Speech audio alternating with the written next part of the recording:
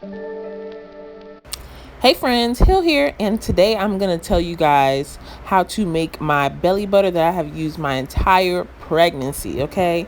So you're going to start off with getting some extra virgin olive oil, and how much you use really depends on how big of a jar or how big of an amount you're trying to use.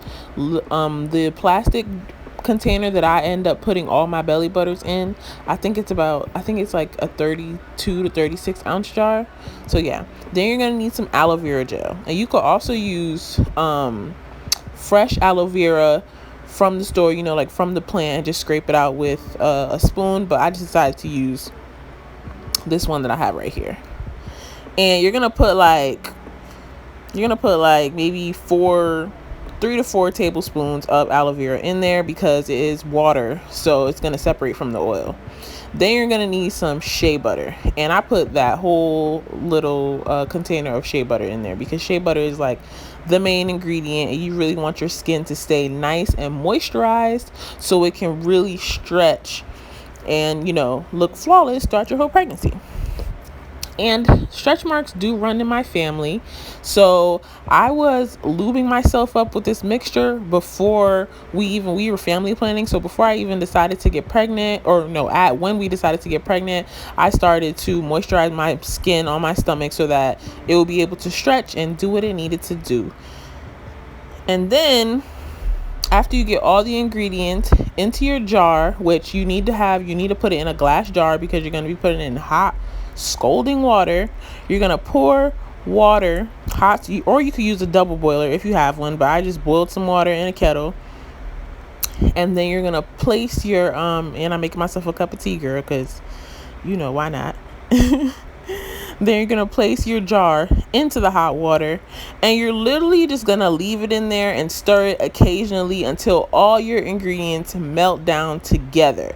Now they're not gonna be perfectly smooth just yet, because like I said, your aloe vera is like water based, and then the rest of your ingredients are oil, so they're gonna separate. But you just want it to melt together as much as humanly possible, and then just refresh your water every time you see the water starting to get like lukewarm until all of your ingredients has melted. Or like I said, you can go ahead and use a double boiler.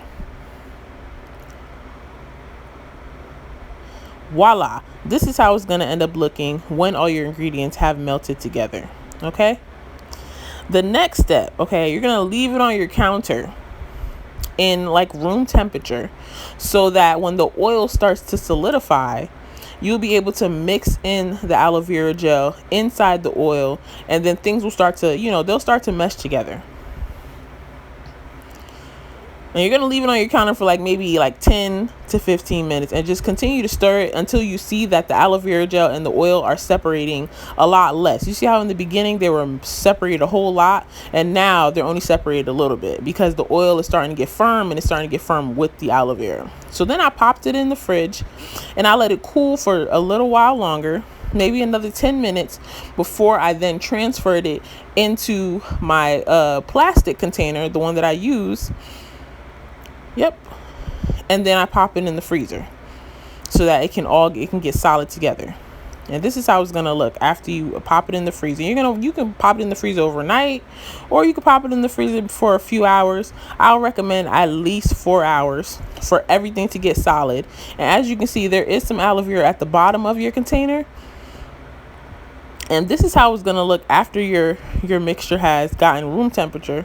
And then you're just going to rub that all over your tummy. And I would recommend anytime your stomach is feeling itchy, or anytime you're going, you take a shower, you could apply it before the shower if you plan on exfoliating your skin in the shower, and then come out and put some more on after you get out of the shower. Like, I was not playing with this skin, okay?